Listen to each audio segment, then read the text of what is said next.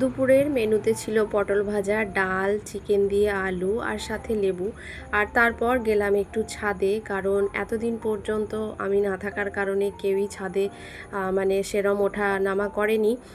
আসলে আমি ছাদে যাই, সেরম কেউ যায় না বললেই চলে। আর আয়াতের আব্বুটা হচ্ছে এমন, মানে আমি থাকলে আমার সাথে সাথে যাই, আর আমি না থাকলে ও যায় না।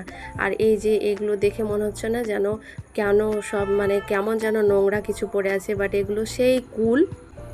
যখন আমি বাবার বাড়ি যাই তখন গাছে ধরেছিল আর সব শুকিয়ে এরমভাবে পড়ে আছে, আর সব ঝাড় দিয়ে ফেলতে হবে। সাথে এই পর্তুলিকা ফুলগুলো এত সুন্দর হয়ে ফুটেছে, মাশাআল্লাহ, এত ভালো লাগছে। মানে এই ফুলটা আমাকে খুব সুন্দর লাগে, মানে খুব ছোট ছোট ফুল আর দেখতে এত কিউট লাগে। যে কোনো ফুলই তো ভালো লাগে, বাট এই ফুলটা মানে অন্যরকমই একটা ভালো লাগা কাজ করে, খুব সুন্দর লাগে। আর যখন আমি লাগিয়েছিলাম তখন এতটুকু ছিল, আর এখন পুরো টব ভর্তি ফুল একেবারে। আর এত সুন্দর লাগছে, মানে কি বলবো, দেখে আমি খুশ হয়ে গেলাম।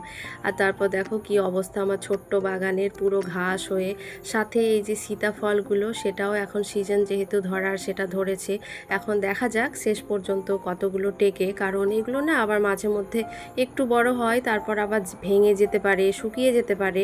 তো লাস্ট মাস্ট কটা থাকে সেটা তোমাদের পরে পরে জানাবো।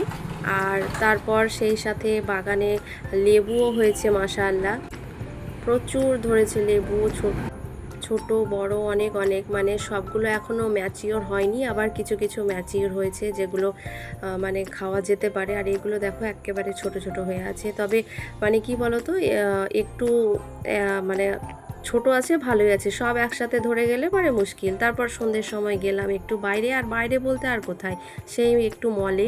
আর সেখানে গিয়েও আমার মহারানী এরমভাবে টুই টুই করে নাচানাচি করছে। আজকের মতো এতটাই।